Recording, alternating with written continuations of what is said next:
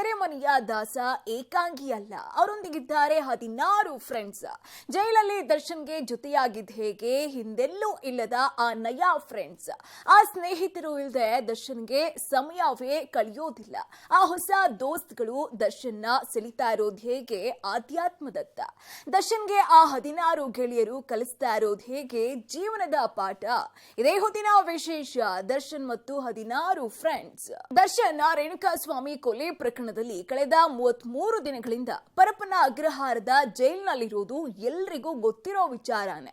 ಆದ್ರೆ ಈ ಜೈಲಿನಲ್ಲಿ ದರ್ಶನ್ ಏನು ಒಂಟಿ ಆಗ್ಬಿಟ್ಟಿದ್ದಾರಾ? ಹಗಲು ರಾತ್ರಿ ಸುಮ್ಮನೆ ಕೂತ್ಕೊಳ್ತಾರ ಅನ್ನೋ ಯೋಚನೆ ಹಲವರನ್ನ ಕಾಡ್ತಾ ಇರುತ್ತೆ. ಅದರಲ್ಲೂ ಈಗೀಗಂತೂ ಅನಾರೋಗ್ಯದಿಂದ ಬಳಲ್ತಾ ಇದ್ದಾರೆ ಅನ್ನೋ ವಿಚಾರ ಹೊರಗೆ ಬಿದ್ದಿತ್ತು. ಈ ಅನಾರೋಗ್ಯದಲ್ಲಿ ಅದ್ ಹೇಗೆ ಏಕಾಂಗಿಯಾಗಿ ಇರ್ತಾರೋ ಅನ್ನೋದು ದರ್ಶನ್ ಅಭಿಮಾನಿಗಳ ಚಿಂತೆ ಕೂಡ ಆಗಿತ್ತು. ಆದ್ರೆ ದರ್ಶನ್ ಈಗ ಒಂಟಿಯಾಗಿಲ್ಲ, ಅವರೊಂದಿಗೆ ಜೊತೆಯಾಗಿದ್ದಾರೆ ಆ 16 ನಯಾ ಫ್ರೆಂಡ್ಸ್. ಆ ಫ್ರೆಂಡ್ಸ್ಗಳ ಸಹಾಯದಿಂದಾನೇ ದರ್ಶನ್ ದಿನೇ ದಿನೇ ಬದಲಾಗ್ತಾ ಇದ್ದಾರಂತೆ. ಅವರೊಂದಿಗೆ ದರ್ಶನ್ ಈಗ ಆಧ್ಯಾತ್ಮದತ್ತ ಹೊರಳ್ತಾ ಇದ್ದಾರಂತೆ. ಹಾಗಾದ್ರೆ ಯಾರು ಆ 16 ಫ್ರೆಂಡ್ಸ್ ಅಂದ್ರ ಅದನ್ನೇ ತೋರಿಸ್ತೀವಿ ನೋಡಿ.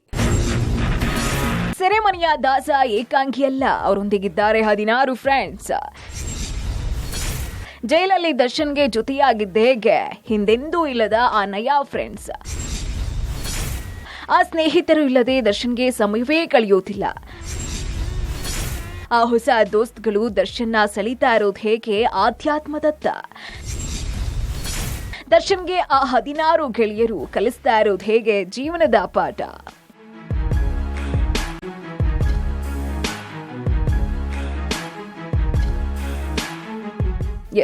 ದರ್ಶನ್ ಬಗ್ಗೆ ತರಹೇವಾರಿ ಸುದ್ದಿಗಳು ಹರಿದಾಡ್ತಾ ಇದ್ವು. ಅಯ್ಯೋ, ದರ್ಶನ್ಗೆ VIP ಟ್ರೀಟ್ಮೆಂಟ್ ಅಂತೆ, ಅವ್ರಿಗೆ ದಿನ ವಿಶೇಷ ಊಟವನ್ನೇ ಕೊಡ್ತಿದ್ದಾರಂತೆ. ದರ್ಶನ್ಗೇನು ಅವರದ್ದೇ ಗೆಳೆಯರ ಜೊತೆ ಹಾಯಾಗಿದ್ದಾರಂತೆ, ಅವರೊಂದಿಗೆ ಜಗಳ ಮಾಡ್ಕೊಂಡಿದ್ದಾರಂತೆ, ಇವರೊಂದಿಗೆ ಜಗಳ ಮಾಡ್ಕೊಂಡಿದ್ದಾರಂತೆ. ಹೀಗೆ ನಾನಾ ಸುದ್ದಿಗಳು ಹರಿದಾಡಿದ್ವು. ಆದ್ರೆ ದರ್ಶನ್ ಈಗ ಆ 4 ಗೋಡೆ ಮಧ್ಯೆ ಅದೇಗೆ ನರಕ ಅನುಭವಿಸ್ತಾ ಇದ್ದಾರೆ ಅನ್ನೋದನ್ನ ಅವರ ಜೊತೆ 12 ನಿಮಿಷಗಳ ಕಾಲ ಇದ್ದು ಬುದ್ಧನ ಧ್ಯಾನ ಹೇಳ್ಕೊಟ್ಟು ಬಂದಂತಹ ತುರುವನೂರು ಸಿದ್ಧಾರೂಢ ಅವರೇ ಬಾಯ್ ಬಿಟ್ಟಿದ್ದಾರೆ, ಕೇಳಿ. ನಿಜವಾಗೂ ಅಲ್ಲಿ ನರಕ ಅನುಭವಿಸ್ತಾರೆ ದರ್ಶನ್ ಸರ್. ಏನೋ ಗ್ರಹಣ ಹಿಡಿದಿದೆ, ಸೂರ್ಯ ಗ್ರಹಣ ಸರಿತತೆ, ಸೂರ್ಯ ಮತ್ತೆ ಬೆಳಗ್ತಾನೆ ಅಂತ ಭರವಸೆ ಇದೆ ಸರ್ ನಮಗೆಲ್ಲ. ದೇಹ ಸ್ಥಿತಿ ಸ್ವಲ್ಪ ಡಲ್ ಆಗಿದೆ, ಮುಖ ಸ್ವಲ್ಪ ಡೌನ್ ಆಗಿದೆ. ಕಾಟೇರನ ಸಿನಿಮಾ ನೋಡಿದಾಗ ಅಥವಾ ಕುರುಕ್ಷೇತ್ರ ಸಿನಿಮಾ ನೋಡಿದಾಗ ಆ ಬಾಡಿಗೂ ಈಗಿರೋ ಬಾಡಿಗೂ ಸ್ವಲ್ಪ ಡೌನ್ ಆಗಿದ್ದಾರೆ ಅವರು ಪುಸ್ತಕಗಳು ಓದೋದ್ರಿಂದ ಅವರು ಸ್ವಲ್ಪ ಧೈರ್ಯ 10ರಿಂದ 12 ನಿಮಿಷ ಮಾತಾಡಿರ್ಬೋದು ಅವ್ರ ಹತ್ರ. ಅವರು ತುಂಬ ನೋವಲ್ಲಿದ್ದಾರೆ ಸರ್, ಭಾಳ ನೋವಲ್ಲಿದ್ದಾರೆ ಅವರು. ಆದರೆ ದರ್ಶನ್ ಸರ್ಗೆ VIP ಟ್ರೀಟ್ಮೆಂಟ್ ಇಲ್ಲ ಸರ್. ಜೈಲ್ದೇ ಜಮ್ಖಾನ, ಜೈಲ್ದೇ ಬೆಡ್ಶೀಟು, ಜೈಲ್ದೇ ಇದೆ. ನೆಲದ ಮೇಲೆ ಮಲಗಬೇಕು, ನೆಲದ ಮೇಲೇ ಮಲಗ್ತಾರೆ ಸರ್ ಅವರು. ಒಂದು ಸೊಳ್ಳೆ ಪರದಿದೆ ಅಷ್ಟೇ. ಇಂಥದ್ದೊಂದು 20 ಲೀಟ್ರದ್ದು ಒಂದು ಕ್ಯಾನ್ ಇದೆ. ಬೇಜಾರಾದಾಗ ಅಲ್ಲಿ ಫೀಲ್ಡ್ ಇದೆ, ಫೀಲ್ಡಲ್ಲಿ ವಾಕ್ ಮಾಡ್ಬೋದು ಅವರು. ಗ್ರಂಥಾಲಯದಿಂದ ಬಂದಿರೋ ಬುಕ್ಸ್ಗಳಿದಾವೆ ಅವ್ರ ಹತ್ರ, ಆ ಬುಕ್ಸ್ಗಳು ಓದ್ತಾರೆ. ಈ ತುರುವನೂರು ಸಿದ್ಧಾರೂಢ ಅವರು ಇತ್ತೀಚೆಗಷ್ಟೇ ಸನ್ನಡತೆಯ ಆಧಾರದ ಮೇಲೆ ಅದೇ ಪರಪ್ಪನ ಅಗ್ರಹಾರದ ಜೈಲಿನಿಂದ ಬಿಡುಗಡೆ ಆಗಿ ಬಂದಿದ್ದಾರೆ. ಹೀಗೆ ಬಂದವ್ರೆ ದರ್ಶನ್ ಅಲ್ಲಿ ಏನ್ ಮಾಡ್ತಿದ್ದಾರೆ, ಅವರಲ್ಲಿ ಅನುಭವಿಸ್ತಾ ಇರುವಂತಹ ಕಷ್ಟ ಏನು, ಅವರೊಟ್ಟಿಗೆ ಯಾರೆಲ್ಲ ಇದ್ದಾರೆ, ಅವರಿರುವಂತಹ ಕೋಣೆಯಲ್ಲಿ ಏನೆಲ್ಲ ಇದೆ ಅನ್ನೋದನ್ನೆಲ್ಲ ರಿವೀಲ್ ಮಾಡಿದ್ದಾರೆ. ಈ ವ್ಯಕ್ತಿಯ ಹೇಳಿಕೆ ಸಾಕಷ್ಟು ಜನಪ್ರಿಯತೆಯನ್ನ ಪಡ್ಕೊಳ್ತಾ ಇರುವಾಗ್ಲೇ ಇತ್ತ ಜೈಲು ಅಧಿಕಾರಿಗಳು ಸಿದ್ಧಾರೂಢ ಹಾಗೂ ದರ್ಶನ್ ಭೇಟಿ ಮಾಡೋದಿಕ್ಕೆ ಸಾಧ್ಯನೇ ಇಲ್ಲ ಅಂತ ತಿಳಿಸಿದ್ದಾರೆ. ಇನ್ನು ದರ್ಶನ್ನ ವಿಶೇಷ ಭದ್ರತಾ ಕೊಠಡಿಯಲ್ಲಿ ಇರಿಸಿದ್ದು ಆ ಬ್ಯಾರಕ್ ಬಳಿ ಯಾವ ಸಜಾ ಬಂದಿಗಳನ್ನು ಓಡಾಡೋದಿಕ್ಕೆ ಬಿಡೋದಿಲ್ಲ. ಭದ್ರತಾ ದೃಷ್ಟಿಯಿಂದ ದರ್ಶನ್ ಭೇಟಿ ಮಾಡೋದಿಕ್ಕೆ ಯಾವ ಕೈದಿಗೂ ಅವಕಾಶ ಕೊಟ್ಟಿಲ್ಲ ಎಂದಿದ್ದಾರೆ. ಆದರೆ ಸಿದ್ಧಾರೂಢ ಅವರು ಮಾತ್ರ ತಾನು ದರ್ಶನ್ ಅಭಿಮಾನಿ ಆಗಿದ್ದು ಬಿಡುಗಡೆಯ ಹೊತ್ತಲ್ಲಿ ಅವರನ್ನ ಭೇಟಿ ಮಾಡೋ ಆಸೆಯನ್ನ ವ್ಯಕ್ತಪಡಿಸಿದ್ದೆ. ಅಲ್ಲಿನ ಜೈಲು ಅಧಿಕಾರಿಗಳು ಅವಕಾಶ ಮಾಡಿಕೊಟ್ಟಿದ್ರು ಅಂತಾನೆ ಹೇಳ್ತಿದ್ದಾರೆ. ಅದೇನೇ ಇರಲಿ, ದರ್ಶನ್ ಮಾತ್ರ ಆ ಆಧ್ಯಾತ್ಮದತ್ತ ಹೊರಳ್ತಾ ಇರೋದಂತೂ ಸುಳ್ಳಲ್ಲ. ಡಿಕೆಶಿಯನ್ನ ಭೇಟಿಯಾದ ದರ್ಶನ್ ಪತ್ನಿ ನಡೆದಿದ್ದೇನು ಮಾತುಕತೆಯಲ್ಲಿ?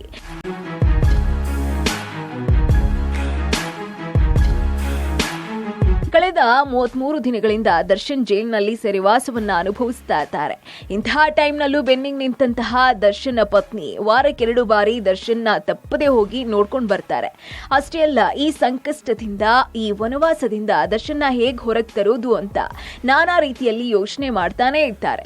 ಇನ್ನೇನು ಗುರುವಾರ ಮತ್ತೆ ದರ್ಶನ್ ನೋಡೋದಿಕ್ಕೆ ಜೈಲಿಗೆ ತೆರಳೋ ಮುನ್ನ ಬುಧವಾರ ಬೆಳಿಗ್ಗೆ ವಿಜಯಲಕ್ಷ್ಮಿ ಡಿಕೆಶಿ ಮನೆಗೆ ಭೇಟಿ ಮಾಡಿ ಮಾತುಕತೆಯನ್ನ ನಡೆಸಿದ್ದಾರೆ. ಇನ್ನು ಈ ಬಗ್ಗೆ ಡಿಕೆಶಿ ಯಾವ ರೀತಿಯಲ್ಲಿ ವಿಜಯಲಕ್ಷ್ಮಿಗೆ ಸಹಾಯ ಮಾಡಬಹುದು ಅನ್ನೋ ನಿರೀಕ್ಷೆ ಅಭಿಮಾನಿಗಳಿಗಿತ್ತು. ಆದ್ರೆ ವಿಜಯಲಕ್ಷ್ಮಿ ಭೇಟಿ ಬಳಿಕ ಡಿಕೆಶಿ ಮಾತನಾಡಿದ್ ನೋಡಿದ್ರೆ ನೂರಾರು ಅನುಮಾನ ಹಾಗೂ ಚರ್ಚೆಗಳನ್ನ ಹುಟ್ಟುಹಾಕಿದೆ. ಪಾಪ ಅವರ ಮಗು ನಮ್ಮ ಸ್ಕೂಲಲ್ಲೇ ನಾನು ಹಿಂದೆ ಸೀಟ್ ಕೊಟ್ಟಿದ್ದೆ. ಅವ್ರ ಮಗುಗೆ ನಮ್ಮ ಸ್ಕೂಲಲ್ಲೇ ಓದ್ತಾ ಇತ್ತು. ಈಗೇನೋ ಮಗುನ ಬಿಡಿಸ್ಬಿಟ್ಟು ಬೇರೆ ಸ್ಕೂಲ್ ಸೇರಿಸಿದಾರಂತೆ. ಈಗ ವಾಪಸ್ ತಿರ್ಗಾ ನಮ್ಮ ಸ್ಕೂಲೇ ಸೇರಿಸ್ಬೇಕು. ಇನ್ನು 14-15 ವರ್ಷ ಅಂತೆ ವಾಪಸ್ಸು ನಮ್ಮ ಸ್ಕೂಲ್ಗೆ ಸೇರಿಸ್ಬೇಕು ಅಂತ. ನಮ್ಮಲ್ಲಿ ಸೀಟ್ ಏನೋ ಕೇಳಿದ್ದಾರೆ. ನಮ್ಮ ಪ್ರಿನ್ಸಿಪಾಲ್ ಏನೋ ಒಪ್ಪಿಲ್ಲ ಅಂತ ಕಾಣ್ತದೆ. ಅದಕ್ಕೆ ಮಗುನ ವಾಪಸ್ಸು ನಮ್ಮ ಸ್ಕೂಲ್ಗೆ ಸೀಟ್ ಸೇರಿಸ್ಕೊಡಿ ಅಂತ ರಿಕ್ವೆಸ್ಟ್ ಮಾಡೋಕ್ಕೆ ಬಂದಿದ್ದರು. ಅವ್ರು ರಿಕ್ವೆಸ್ಟ್ ಮಾಡಿದ್ದಾರೆ. ನಾನು ಪ್ರಿನ್ಸಿಪಾಲ್ಗೆ ಹೇಳ್ತೀನಿ ಅಂತ ಹೇಳಿದ್ದೀನಿ. ಯಾಕೆಂದರೆ ಅಲ್ಲೆಲ್ಲ ಫಾರ್ಮಾಲಿಟೀಸ್ ಇದೆ, ಎಕ್ಸಾಮಿನೇಷನ್ಸು ಮತ್ತೊಂದು ಎಲ್ಲ. ಸೊ ಅದಕ್ಕೆ ಹೋಗಿ ಪ್ರಿನ್ಸಿಪಾಲ್ ಹತ್ರ ಹೇಳ್ತೀನಿ, ಹೋಗಿ ಭೇಟಿ ಮಾಡಿ ಅಂತ. ಯಾಕೆಂದ್ರೆ ನಾನು ಆ ಸ್ಕೂಲ್ ನೋಡ್ತಾ ಇಲ್ಲ. ಈಗ ನನಗೂ ಟೈಮ್ ಇಲ್ಲ. ನಾನು ಒಂದು 17-8 ವರ್ಷದಿಂದ ಆ ಸ್ಕೂಲ್ ಏನಾಗ್ತಾಯಿದೆ ಅನ್ನೋದೆಲ್ಲ ನಮ್ಮ ಮಕ್ಕಳಿಗೆ ಬಿಟ್ಬಿಟ್ಟಿದ್ದೀನಿ. ಎಲ್ಲ ಅವ್ರು ನೋಡ್ತಾರೆ. ಸೊ ಆ ಪ್ರಿನ್ಸಿಪಾಲ್ಗೆ ಭೇಟಿ ಮಾಡೋಕ್ಕೆ ಹೇಳಿದ್ದೀನಿ ನಾನು. ತಿರ್ಗಿ ಎಕ್ಸಾಮ್ ಬರೀಬೇಕು ಮತ್ತೊಂದು. ಯಾಕೆಂದರೆ 14-15 ವರ್ಷ ಅಂದರೆ ಭಾಳ ಸೆನ್ಸಿಟಿವ್ ಏಜ್ ಅದು. ಸೊ ಹೋಗಿ ನೋಡಿ ಅಮ್ಮ ಅಂತ ಹೇಳಿ. ಇನ್ನು ಡಿಕೆಶಿಯ ಈ ಮಾತುಗಳನ್ನ ಯಾರು ನಂಬೋದಿಕ್ ರೆಡಿ ಇಲ್ಲ. ಯಾಕೆ ಅಂದ್ರೆ ಇದೇ ಡಿಕೆಶಿ ರಾಮನಗರದ ಕರಗ ಉತ್ಸವದಲ್ಲಿ ಮಂಗಳವಾರ ರಾತ್ರಿ ಹೇಳಿದ್ದೇ ಬೇರೆ, ಆದ್ರೆ ಬೆಳಿಗ್ಗೆ ದರ್ಶನ್ ಪತ್ನಿ ವಿಜಯಲಕ್ಷ್ಮಿ ಭೇಟಿ ಮಾಡಿದ ಬಳಿಕ ಹೇಳಿದ್ದೇ ಬೇರೆ. ರಾತ್ರಿ ಕಳೆದು ಬೆಳಿಗ್ಗೆ ಆಗುವಷ್ಟರಲ್ಲಿ ಬದಲಾಗಿ ಹೋಗಿದ್ ಹೇಗೆ ಮಾತು ಅನ್ನೋದನ್ನು ಕೂಡ ತೋರಿಸ್ತೀವಿ ನೋಡಿ. ಅವರ ಧರ್ಮಪತ್ನಿ ನನ್ನನ್ನ ಭೇಟಿ ಮಾಡಲಿಕ್ಕೆ ಟೈಮ್ ಕೇಳಿದ್ದಾರೆ. ನಾಳೆ ಬೆಳಗ್ಗೆ ಅವರಿಗೆ ಟೈಮನ್ನು ಕೊಟ್ಟಿದ್ದೇನೆ. ನಾನು ಮಾತಾಡ್ತೇನೆ. ಏನಾದ್ರು ಅನ್ಯಾಯ ಆಗಿದ್ರೆ ಸರಿಪಡಿಸಲಿಕ್ಕೆ ಖಂಡಿತ ನಾವು ಪ್ರಯತ್ನವನ್ನು ಮಾಡ್ತೇವೆ. ಆದರೆ ಕಾನೂನಿಗೂ ಕೂಡ ನಾವು ಗೌರವನ ಕೊಡಬೇಕು. ಈ ದೇಶದ ಕಾನೂನು, ಈ ನೆಲದ ಕಾನೂನಿಗೆ ಗೌರವನ ಕೊಡಬೇಕು. ಅನ್ಯಾಯ ಯಾರಿಗೆ ಆಗಿದ್ರು ಕೂಡ ನ್ಯಾಯವನ್ನು ಒದಗಿಸಿಕೊಡುವಂಥ ಕೆಲಸವನ್ನು ನಾವೆಲ್ಲ ಸೇರಿ ಮಾಡೋಣ. ತಾಯಿ ಚಾಮುಂಡಿ ನೊಂದಂತ ಜನರಿಗೆಲ್ಲ ಕೂಡ ಅನುಗ್ರಹ ಕೊಡ್ಲಿ ಅಂತೇಳಿ ನಾನು ತಾಯಿ ಚಾಮುಂಡಿಯಲ್ಲಿ ಪ್ರಾರ್ಥನೆ ಮಾಡಿಕೊಂಡು ನಿಮ್ಮೆಲ್ಲರ ಪ್ರೀತಿ ವಿಶ್ವಾಸಕ್ಕೆ ಮತ್ತೆ ನನ್ನ ಸಾಷ್ಟಾಂಗ ನಮಸ್ಕಾರ ಅರ್ಪಿಸಿ ನನ್ನ ಮಾತನ್ನು ಮುಗಿಸ್ತೇನೆ. ನಮಸ್ಕಾರ. ಎಸ್, ರಾಮನಗರದಲ್ಲಿ ನಡೆದಂತಹ ಕರಗ ಉತ್ಸವದಲ್ಲಿ ಡಿಕೆಶಿ ಭಾಷಣದ ಮಧ್ಯೆ ಕೇಳಿ ಬಂದಂತಹ ಡಿಬಾಸ್ ಘೋಷಣೆ ಕೇಳಿ ಬರ್ತಾ ಇದ್ದ ಹಾಗೆ ನಾವು ಈ ದೇಶದ ಕಾನೂನಿಗೆ ಗೌರವ ಕೊಡಬೇಕು. ಅನ್ಯಾಯ ಯಾರಿಗೆ ಆಗಿದ್ರೂ ನಾವೆಲ್ಲ ಸೇರಿ ನ್ಯಾಯವನ್ನ ಒದಗಿಸೋ ಕೆಲಸ ಮಾಡಬೇಕು. ನೊಂದವರೆಲ್ಲರಿಗೂ ತಾಯಿ ಚಾಮುಂಡೇಶ್ವರಿ ಅನುಗ್ರಹ ನೀಡ್ಲಿ ಅಂತವ್ರೆ. ಈ ಬಗ್ಗೆ ನಾಳೆ ಮಾತನಾಡ್ತೀನಿ. ದರ್ಶನ್ ಅವರ ಪತ್ನಿ ನನ್ನ ಭೇಟಿಗೆ ಸಮಯ ಕೇಳಿದ್ದಾರೆ. ಬೆಳಿಗ್ಗೆ ಮಾತನಾಡ್ತೀನಿ ಅಂತ ಹೇಳಿದವರು ಬೆಳಕರದ ಬಳಿಕ ದರ್ಶನ್ ಮಗನ ಸ್ಕೂಲ್ ವಿಚಾರ ಮಾತನಾಡಿದ್ವಿ ಅಷ್ಟೇ ಅಂತ ತಿಳಿಸಿದ್ದಾರೆ. ಅವರು ನನಗೆ ಕೇಸ್ ಏನೋ ಕೇಳಕ್ ಬರ್ತಾ ಇದ್ದಾರೆ ಅಂತ ತಿಳ್ಕೊಂಡಿದ್ದೆ. ಅವರು ನನ್ನ ಹತ್ರ ಕೇಸು ಏನು ಬಗ್ಗೆ ಮಾತಾಡಲಿಲ್ಲ. ನಾನು ಆ ಕೇಸ್ ಬಗ್ಗೆ ಮಾತಾಡೋ ಸಂದರ್ಭ ಇಲ್ಲ. ಈಗ ಒಂದು ಹೆಣ್ಮಗಳು ನಮ್ಗೆ ಅನ್ಯಾಯ ಆಗಿದೆ ಅಂತ ಏನಾದರೂ ಕೇಳಿದ್ರೆ ಖಂಡಿತ ನಾವು ನಮ್ಮ ಕೈಲಿ ಏನಾಗ್ತದೆ ಹೇಳ್ಬೋದಾಗಿದೆ. ನಾನು ಅವ್ರಿಗೂ ಹೇಳಿದ್ದೀನಿ ನನಗೇನು ಇದಕ್ಕೆ ಸಂಬಂಧ. ಯಾಕೆಂದರೆ ನಾವು ಪೊಲೀಸು ಯಾವುದೇ ಇನ್ವೆಸ್ಟಿಗೇಷನಲ್ಲಿ ನಾವು ಇಂಟರ್ಫಿಯರ್ ಆಗೋಕ್ಕೆ ಆಗಲ್ಲ. ಇದು ಪೊಲೀಸ್ ಉಂಟು, ಕೋರ್ಟ್. ಈಗಾಗಲೇ ಮ್ಯಾಟ್ರು ಕೋರ್ಟಲ್ಲಿದೆ, ಜುಡಿಷಿಯಲ್ ಕಸ್ಟಡಿ ಅಂತ ಕೋರ್ಟಲ್ಲಿ. ನಾವು ಯಾವುದೋ ಪೊಲೀಸ್ ವಿಚಾರದಲ್ಲಿ ನಾವು ಇಂಟರ್ಫಿಯರ್ ಆಗಲೂಬಾರ್ದು, ಆಗೋದು ಒಳ್ಳೆಯದೂ ಇಲ್ಲ. ಬಟ್ ಅವ್ರಿಗೆ ಯಾರು ತಪ್ಪಿಸಿದ ಯಾರಿಗಾರು ಸಮಸ್ಯೆ ಇತ್ತು ಅಂದರೆ, ಯಾರಿಗಾರು ತೊಂದರೆ ಆಗಿತ್ತು ಅಂದರೆ ಅದಕ್ಕೆ ಕಾನೂನು ಇದೆ. ಕಾನೂನು ಚೌಕಟ್ಟಿನಲ್ಲಿ ಏನು ಬೇಕಾದ್ರೂ ಆಗ್ಬೋದು. ಅದತ್ತಾಗಿರ್ಲಿ. ಆದ್ರೆ ಈಗ ದರ್ಶನ್ ಜೈಲ್ನಲ್ಲಿ ಏಕಾಂಗಿ ಆಗಿಲ್ಲ. ಅವರೊಂದಿಗೆ ಹೊಸ 16 ಸ್ನೇಹಿತರು ಜೊತೆಯಾಗಿದ್ದಾರೆ. ಜೈಲಲ್ಲಿ ಅವ್ರಿಗೆ ಯಾವ ಹೊಸ ಫ್ರೆಂಡ್ ಸಿಕ್ರು ಅಂತ ಯೋಚಿಸ್ತಾ ಇದ್ದೀರಾ? ಅದನ್ನು ಹೇಳ್ತೀವಿ ಕೇಳಿ. ಜೈಲಲ್ಲಿ ದರ್ಶನ್ಗೆ ಜೊತೆಯಾಗಿದ್ಯಾರು ಆ ಹೊಸ ಸ್ನೇಹಿತರು?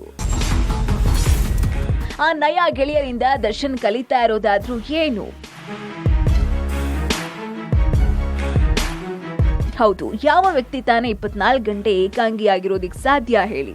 3 ಹೊತ್ತು ಊಟ ಸಿಗ್ಬೋದು, ಕಣ್ತುಂಬ ನಿದ್ದೆನೂ ಮಾಡಬಹುದು. ಆದ್ರೆ ಆ 4 ಗೋಡೆ ನಡುವಿನ ಏಕಾಂಗಿ ಬದುಕಿದ್ಯಲ್ಲ, ಅದು ಫೋನ್ ಇಲ್ದೆ, ಯಾರ ಸಂಪರ್ಕವೂ ಇಲ್ದೆ, ಯಾರೊಂದಿಗೂ ಮಾತನ್ನೂ ಆಡ್ದೆ, ಯಾರನ್ನು ನೋಡ್ದೆ, ಯಪ್ಪ ಅದೊಂಥರ ನರಕ ಯಾತನೆನೇ ಬಿಡಿ. ಇವತ್ತಂತೂ ನಿಮಗೆ 1 ಗಂಟೆ ಕಾಲ ಮೊಬೈಲ್ ಇಲ್ಲದೆ ಕೂತ್ರೇನೆ ತಡಬಡಾಯಿಸ್ಬಿಡ್ತೀರಾ. ಅಂಥದ್ರಲ್ಲಿ 24 ಗಂಟೆ ಯಾರಂದ್ರೆ ಯಾರೂ ಇಲ್ಲದೆ ಇರೋದಾದ್ರೂ ಹೇಗಲ್ವಾ? ದರ್ಶನ್ ಕೂಡ ಅಂತ ನರಕದಿಂದ ಬೇಸತ್ತು ಹೋಗಿದ್ದಾರೆ. ಆರಂಭದಲ್ಲಿ ಒಂಟಿಯಾಗಿದ್ದವ್ರಿಗೆ ಕಾಲ ಕಳೆದಂತೆ ಅಲ್ಲಿ 16 ಮಂದಿ ಹೊಸ ಫ್ರೆಂಡ್ಸ್ ಸಿಕ್ಕಿದ್ದಾರೆ. ದರ್ಶನ್ಗೆ ಈಗ ಏನಿದ್ರು ಆ ಹೊಸ ಫ್ರೆಂಡ್ಸ್ಗಳ ಒಡನಾಟ ಅಷ್ಟೇ.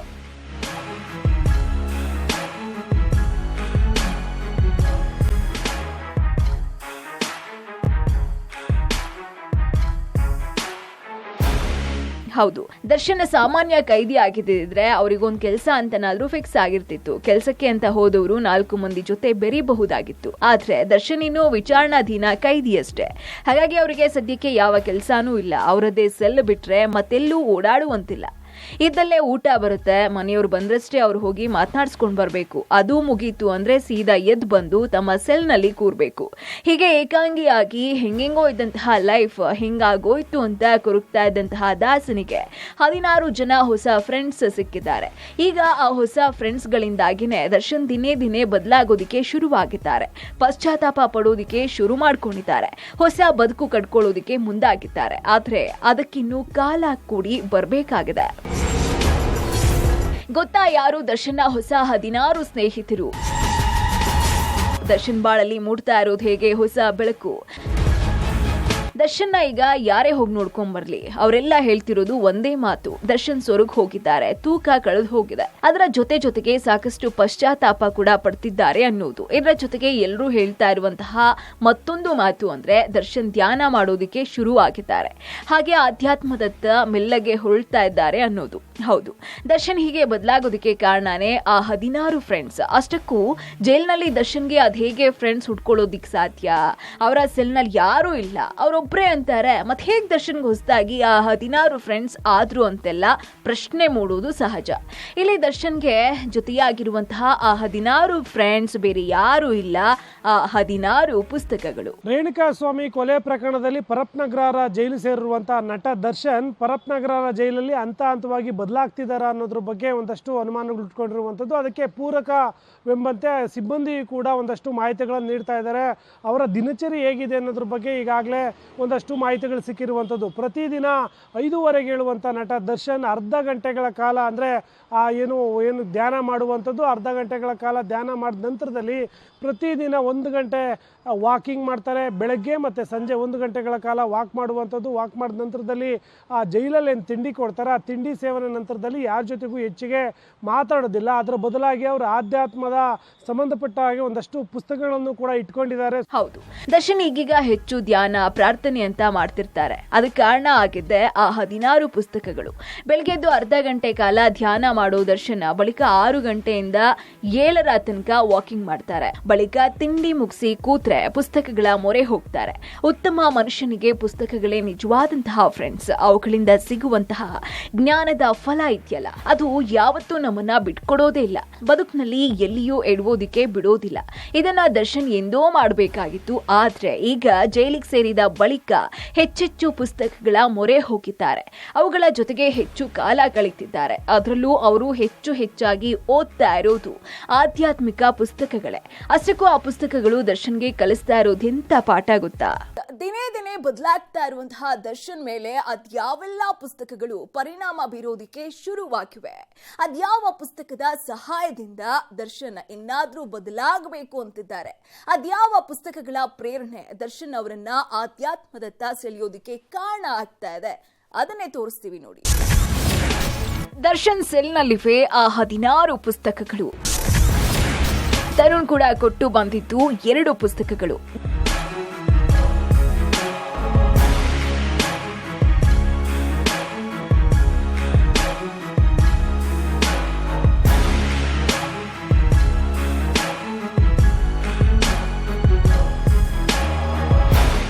ದರ್ಶನ್ ಕೋರ್ಟ್ನಲ್ಲಿ ಮನೆಯೂಟಕ್ಕೆ ಅರ್ಜಿ ಸಲ್ಲಿಸಿದಾಗ ಪುಸ್ತಕಗಳು ಬೇಕು ಅಂತ ಕೇಳ್ಕೊಂಡಿದ್ರು.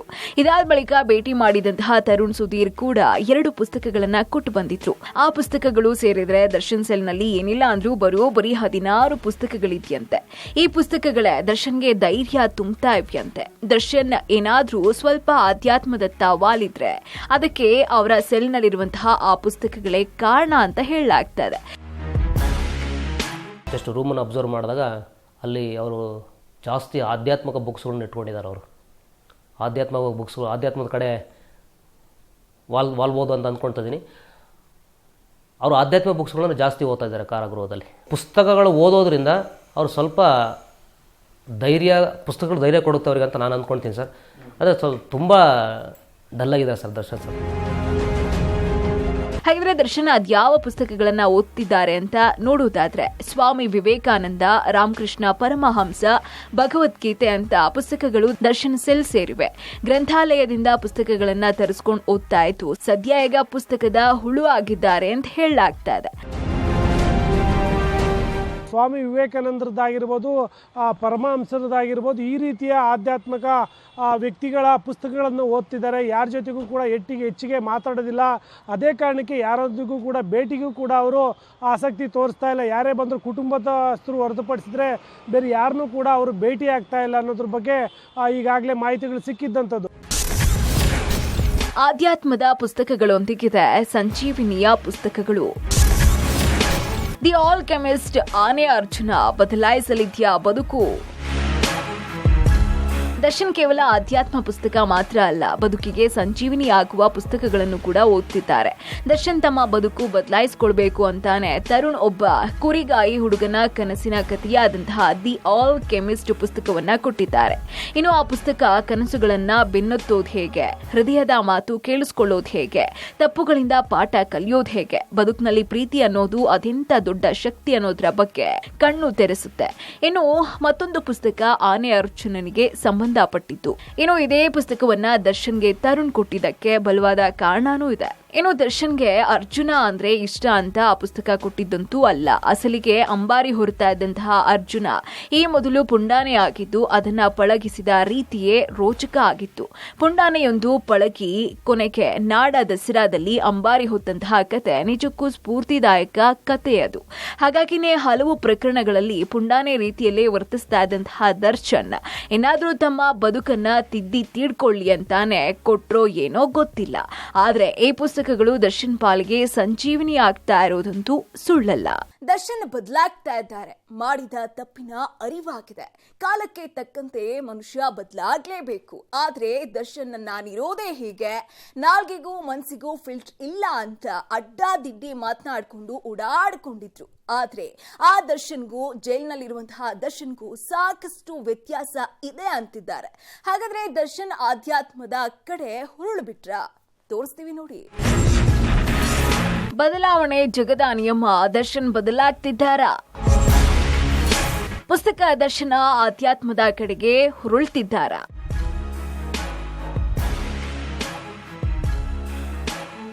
ಪ್ರತಿಯೊಬ್ಬ ಮನುಷ್ಯನು ಕಾಲಕ್ಕೆ ತಕ್ಕಂತೆ ಬದಲಾಗಬೇಕು. ಈ ಬದಲಾವಣೆ ಅನ್ನೋದು ಜಗದ ನಿಯಮನೂ ಹೌದು. ಆದ್ರೆ ನಾನಿರೋದೇ ಹೇಗೆ, ನಾನು ಮಾತನಾಡೋದೇ ಹೇಗೆ, ಅದು ಯಾವತ್ತೂ ಬದಲಾಗೋದಿಲ್ಲ ಅಂತ ಜಗದ ನಿಯಮಕ್ಕೇನೆ ಸೆಡ್ ಹೊಡೆದ್ರೇನೆ ಕೊನೆಗೆ ಬದುಕು ಪಾಠ ಕಲಿಸೋದು ಹೀಗೇನೆ ನೋಡಿ. ದರ್ಶನ್ ಬದಲಾವಣೆಗೆ ಇಂತಹದೊಂದು ಕಹಿ ಘಟನೆ ನಡಿಬೇಕಾಗಿತ್ತೋ ಏನೋ ಗೊತ್ತಿಲ್ಲ. ಆದ್ರೆ ಈ ರೇಣುಕಾಸ್ವಾಮಿ ಕೊಲೆ ಪ್ರಕರಣದಿಂದಾಗಿ ದರ್ಶನ್ ಸಾಕಷ್ಟು ಕುಗ್ಗಿ ಹೋಗಿರೋದು ಮಾತ್ರ ಅಲ್ಲ, ಬದಲಾವಣೆಗೆ ತಮ್ಮನ್ನ ತಾವು ತೆರೆದುಕೊಳ್ಳೋದಕ್ಕೆ ಮುಂದಾಗಿದ್ದಾರೆ ಅಂತ ಹೇಳಲಾಗ್ತಾ ಇದೆ. ಈ ರೇಣುಕಾಸ್ವಾಮಿ ಕೊಲೆ ಪ್ರಕರಣದ ತೀವ್ರವಾಗಿ ನೊಂದಿದ್ದಾರೆ ಅನ್ನೋದ್ರ ಬಗ್ಗೆ ಕೂಡ ಮಾಹಿತಿಗಳು ಸಿಗ್ತಾ ಇರುವಂಥದ್ದೆಲ್ಲ ಒಂದು ಕಡೆ ತಪ್ಪು ಮಾಡಿಬಿಟ್ಟೆ ಅನ್ನೋ ಮನೋಭಾವದಲ್ಲಿದ್ದಾರೆ. ಅದೇ ಕಾರಣಕ್ಕೆ ಅವರು ಸರಿಯಾಗಿ ಊಟ ಕೂಡ ಮಾಡ್ತಾ ಇಲ್ಲ.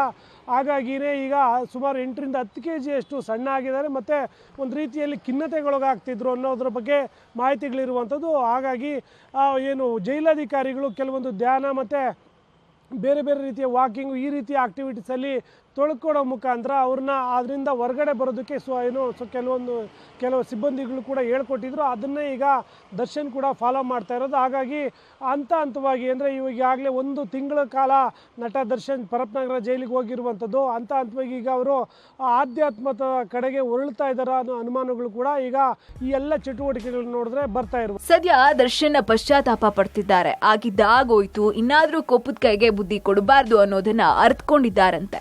ಸದ್ಯ ಆಗೋದೆಲ್ಲ ಒಳ್ಳೇದಕ್ಕೆ ಅಂತ ವಾಕಿಂಗ್, ಧ್ಯಾನ, ಮೌನ, ಪುಸ್ತಕ ಅಂತ ಇಷ್ಟಕ್ಕೆ ಸೀಮಿತರಾಗಿದ್ದು ಯಾರೊಂದಿಗೂ ಹೆಚ್ಚು ಬೆರೀತಾ ಇಲ್ವಂತೆ. ಆದರೆ ದರ್ಶನ್ ಏನೋ ಈಗ ಪಶ್ಚಾತ್ತಾಪ ಪಡ್ತಿದ್ದಾರೆ. ಮಿಂಚಿ ಹೋದ ಕಾಲಕ್ಕೆ ಫಲ ಇಲ್ಲ ಅನ್ನೋ ರೀತಿ ಆಗೋಗಿದೆ. ಸದ್ಯ ಪೊಲೀಸರು ಚಾರ್ಜ್ ಶೀಟ್ ಹಾಕೋ ತನಕ ದರ್ಶನ್ ಸದ್ಯದ ಸ್ಥಿತಿಯಿಂದ ಹೊರಗೆ ಬರೋದು ಅನುಮಾನ ಅಂತ ಹೇಳಲಾಗ್ತಾ ಇದೆ. ಕಾಲಾಯ ತಸ್ಮೈ ನಮಃ. ಇದಾಗಿತ್ತು ಇವತ್ತಿನ ವಿಶೇಷ.